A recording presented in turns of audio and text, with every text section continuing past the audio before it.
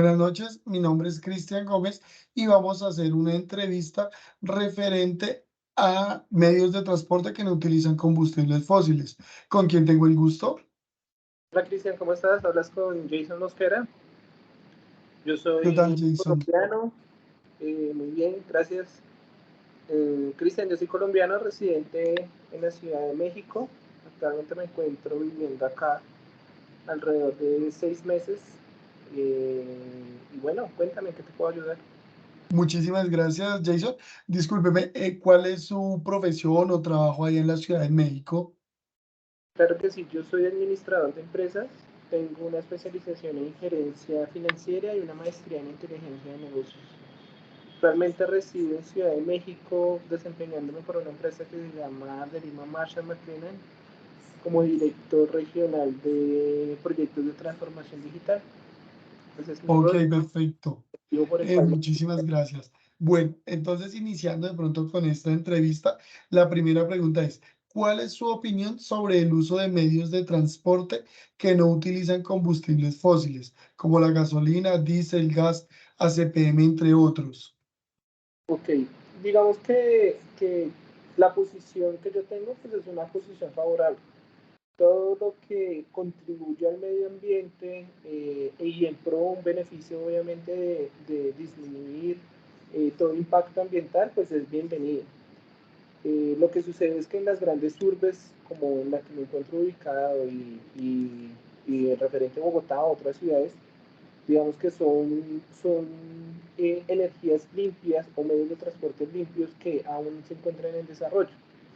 Económicamente no son tan sustentables precisamente por el costo y la demanda que está teniendo.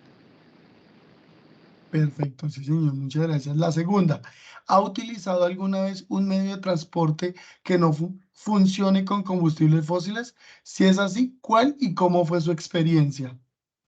Bueno, yo soy usuario de la bicicleta eléctrica. Digamos que a diferencia de la bicicleta normal, la bicicleta eléctrica, digamos que pues me ofrece un poco más de estabilidad, digamos, para adquirir un poco una mayor velocidad, digamos, y sobre todo para tener un menor desgaste físico. Eh, Particularmente acá en la Ciudad de México, digamos que las empresas han optado por tener puntos de recarga y parqueaderos de bicicletas en varios puntos, o sea, es un poco más asequible. Al ser usuario de esta bicicleta, digamos que me facilita uno el tema del transporte, dos, pues obviamente es más limpio y económicamente me estoy ahorrando mucho dinero. La diferencia con Bogotá, digamos, es que en Bogotá, digamos que la podía tener y tenía las vías, como la ciclovía. Acá en México, digamos que es más asequible poderla tener, pero en contraste no tengo muchas vías. Entonces acá hay unas autopistas muy grandes, pero hay poco espacio, digamos, para este tipo de vehículos. Ok, entiendo, muchas gracias. Y con respecto a la siguiente pregunta es, ¿cuáles son los principales desafíos o barreras que enfrenta en el uso de medios de transporte sin combustibles fósiles? Digamos que como allá en la Ciudad de México, lo que acabas de mencionar, el espacio es muy reducido para el tema de bicicletas eléctricas y eso. Entonces nos damos cuenta que posiblemente manejan mucho transporte que no usa que usan combustibles fósiles. Entonces, ¿cuáles ve como barreras o limitaciones? Pues primero el costo de relación para poder adquirir un medio de manera independiente. En este caso una bicicleta eléctrica, una bicicleta normal, las scooters o patinetas o patines, digamos que son tecnologías que sí en este momento son un poco más asequibles, pero igual manera siguen siendo muy costosas. Entonces tú las puedes adquirir, pero el costo de mantenimiento también es un poco elevado. Entonces lo que tú te estás ahorrando en tomar un bus, un camión, el metro o lo que sea, pues lo estás invirtiendo en el mantenimiento y en piezas que probablemente se le van a llevar un poco más de dinero. Lo segundo es que yo siento que probablemente la población esté preparada para adquirir, digamos, este tipo de tecnologías y este tipo de medios de transporte. Pero yo creo que esto debe estar acompañado de políticas gubernamentales. Entonces, el acompañamiento del Estado es fundamental. Lo que te digo, puede que, por ejemplo, en Bogotá yo tengo las ciclovías, pero pues están llenas de huecos y están llenas de inseguridad. Y lo segundo es que adquirir un medio de transporte de ese tipo sin seguridad, pues fracasa completamente. Y lo hemos visto. Por eso es que la gente opta, ¿por qué? Por irse en su coche de una manera más segura. Ahora, acá en mi Ciudad de México, pues me traje mi bicicleta eléctrica y si tengo seguridad, lo que pasa es que no tengo las vías por donde transitar. Entonces yo siento que independiente del medio de la ciudad, yo creo que debe estar acompañado de alguna, del Estado, de infraestructura, de políticas de seguridad, pues para que tú puedas adquirir este tipo de vehículos. Correcto, no, sí, perfecto, tiene en gran parte mucha razón, porque pues efectivamente esos son de las mayores limitantes que se ven tanto allá como acá, la seguridad, sea seguridad personal o seguridad vial. Y sobre todo, ¿sabes qué es lo que pasa? Que diferente a otros urbes como que puede ser Tokio, como lo puede ser todo el Central Europe, este tipo de medios, digamos, que vienen ya culturizados o customizados, digamos, para que sean de fácil adquisición. Entonces, por ejemplo, digamos, todos los gastos de importación, todos los gastos de poder traer este tipo de tecnologías a Latinoamérica, pues encarecen el producto al consumidor final como lo somos nosotros. Entonces, si tú me lo preguntas de una manera sensata, de una manera normal, o sea, digamos, en un círculo de confianza, pues yo no voy a invertir, digamos, unos 4 o 5 millones de pesos en una bicicleta eléctrica cuando el mantenimiento me está costando, no sé, entre 500 y 600 mil pesos trimestral. Ahora, acá en México, este tipo de transportes tiene impuestos. Entonces, digamos que hay muchas cosas que vienen encareciendo este tipo de transportes que al son, digamos, de una decisión final, pues yo digo, pues, ¿sabes qué? Me voy a evitar todo este tipo de cosas y me compro un coche que consuma gasolina CPM, pues porque finalmente es lo que está en demanda y es el que menos restricciones tiene en el momento. Correcto. Bueno, y de acuerdo a eso, entonces vendría la siguiente pregunta que sería la siguiente dos puntos. ¿Qué aspectos consideran más importantes al elegir un medio de transporte sin combustibles fósiles? Uno, el, la asociación costo-beneficio, ¿sí? Digamos que depende de donde tú estés parado y donde estés ubicado, ¿sí? Porque, por ejemplo, es muy diferente a la ciudad, a una parte rural o unos pueblos aledaños. Entonces, por ejemplo, si mi mayor tiempo de desplazamiento está acá en la ciudad, analizaría dos factores. Uno, que sea económico y dos, que me brinde una mayor comodidad. En ese sentido, pues yo escogería, digamos, no sé, una patineta o una bicicleta eléctrica. Pero si mis desplazamientos son mucho más grandes, entonces yo preferiría, digamos, que si mi opción fuera escoger un modelo de energía limpia, sería un carro eléctrico. Ahora, esos carros no son económicos, ¿ves? Entonces, yo haciendo un paneo, lo que buscaría principalmente economía versus comodidad y segundo que todo, y el tercer aspecto sería seguridad, ¿no? Porque independiente de lo que tú escojas, o sea, son instrumentos que le dan cierta libertad a la persona, pero frente a un accidente, digamos que tú serías la persona que llevaría la peor parte, ¿sí? O la persona llevaría la peor parte, porque pues finalmente una patineta, un monopatín, una bicicleta eléctrica, pues digamos que descubren al usuario. Entonces yo creo que buscaría estos tres factores: seguridad, economía, comodidad y seguridad. Perfecto, Jason, muchas gracias.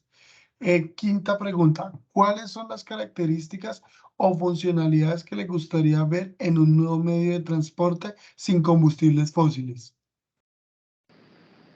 Digamos que funcionalidades pues están asociadas a lo que yo escojo, ¿sí? Lo que sí me gustaría ver, digamos y me dio una grata sorpresa acá, es que he encontrado muchas estaciones de recarga de recarga eléctrica no sé cómo es el nombre, pero son básicamente Bioenergética, ¿no es? bioenergéticas, O bioeléctrica, creo que es. ¿sí? en donde, no sé, cada cierta distancia he encontrado esas estaciones donde tú puedes recargar tu bicicleta o el carro o el coche, pero adicional puedes hacer otras cosas. Por ejemplo, puedes despinchar una llanta, o sea, tiene otros servicios complementarios. Que pues obviamente asociado al tema de Bogotá, pues es un factor diferencial que se podría encontrar. Pero funcionalidades, digamos que desde que sea ligera, desde que me brinde protección, desde que sea fácil el uso y el entendimiento, y sobre todo que me ahorre, ¿no? La bicicleta que yo tengo es una batería que, por ejemplo, dura cargándose 24 horas. Entonces, eh, mentiras, miento, casi toda una noche, no 24 horas. Entonces yo la tengo que recargar desde las 12 de la noche hasta las 8 de la mañana todos los días. Y lo mismo, solamente tiene un rendimiento de 75 kilómetros. Los 75 kilómetros cuando se consumen, de igual manera queda muerto el instrumento y tiene que volver a recargar. Entonces creo que las nuevas tecnologías, o lo que yo quisiera ver, es que tengan una vida más prolongada, digamos, en términos de eficiencia de las baterías, y sobre todo encontrar este tipo de estaciones de recarga, porque por ejemplo, digamos, si el instrumento queda muerto, pues yo fácilmente encuentro una estación donde yo lo puedo recargar acá cerca. Diferente en Colombia, ¿ves? Entonces en Colombia pues tienes que llegar a tu sitio y enchuflarlo en la toma o encontrar un punto de recarga. Y eso. Ok, sí, correcto. Y última pregunta, ¿qué incentivos o medidas crees que podría fomentar el uso de medios de transporte alternativos que no usen combustibles fósiles, como reducciones de impuestos, subsidios o promoción de la movilidad sostenible en la ciudad? Yo creo que todo lo que me acabas de decir es muy acertado y principalmente es no quitarle las libertades o las bondades que tienen este tipo de instrumentos. Lo que pasa es que comercialmente, si tú le quitas como todas estas libertades, pues el gobierno se queda sin instrumentos públicos que son los impuestos, ¿ves? Entonces creo que luchar contra políticas públicas es bastante duro y tendría que tener, digamos que un fuerte padrino económico, digamos, que esté promocionando este tipo de vehículos. Pero claramente el tema, por ejemplo, de pico y placa, que acá en México se le llama el engomillado, acá en México también este tipo de bicicletas tiene como una restricción para poder salir, pero no por movilidad, sino por medio ambiente. Entonces como que hay unos topes respiratorios en donde tú puedes salir o no con este tipo de vehículos, digamos, de limpios. Obviamente quitarle todo el tema de impuestos, todo el tema de importaciones y aduanas, que aunque no lo ve reflejado el consumidor final, digamos que sí lo ve en el costo de la adquisición. Y ya creo que digamos que quitarle todo este tipo de restricciones que como usuario te visibilicen y te ponen una cortina de humo para poder adquirir una tecnología limpia. Correcto, digamos que sí, efectivamente, eso es muy importante en cuanto a que de pronto falta por parte del gobierno entrar a hacer como ese apoyo para que las personas empiecen a mejorar el uso del transporte por medio de que no sea público, sino pues ya digamos que de combustibles que no utilicen este tipo pues digamos que de medios de combustibles fósiles que efectivamente apoyen a que las personas empiecen a mejorar eso y pues en pro del planeta y a su vez pues del mismo medio ambiente. Perfecto. El último comentario que yo haría es, en el tiempo en el que yo viví en Colombia, digamos que fueron pocas las empresas y muy contadas realmente en donde yo vi espacios de promoción de como del tema de actividad física, pues obviamente acompañado de una movilidad sostenible, en el tema de horarios flexibles, pues para disminuir, digamos que la tasa de personas que usan un medio de transporte masivo, o fomentar, digamos, que tú hicieras una actividad física acompañada, por ejemplo, de parqueaderos para bicicletas, estaciones de recarga, incluso hasta regalar botellas de agua. Todo esto, digamos que en la parte de beneficios y en la parte, digamos, emocional de las empresas, de los salarios emocionales, pues está muy desligada. Hasta ahora se está viendo como algunos pues, peldaños. Pero, por ejemplo, acá también he encontrado una sorpresa muy chévere, y es que las empresas promocionan dentro de sus paquetes de laborales, digamos, una parte ecosostenible.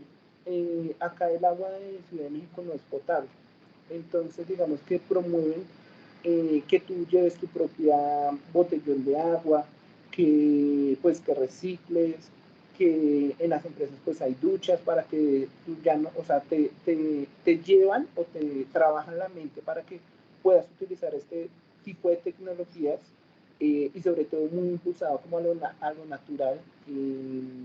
Por eso digamos que nos dan horarios flexibles, cuando hay picos respiratorios como que las empresas lo entienden y dicen, ok, no salgas a la calle porque pues la contaminación está en un grado alto. Digamos que hay cosas que hacen las empresas para que fomenten, digamos que la disminución de los transportes de medios masivos, y que tú puedas usar, digamos, otras alternativas de transporte. Ok, perfecto. Jason, pues creo que con esto concluimos. Muchas gracias por el tiempo, el espacio y sobre todo por las respuestas. Claro que sí, un gusto y un abrazo. Hasta luego. Igualmente, que estés muy bien, Jason. Chao, Chris.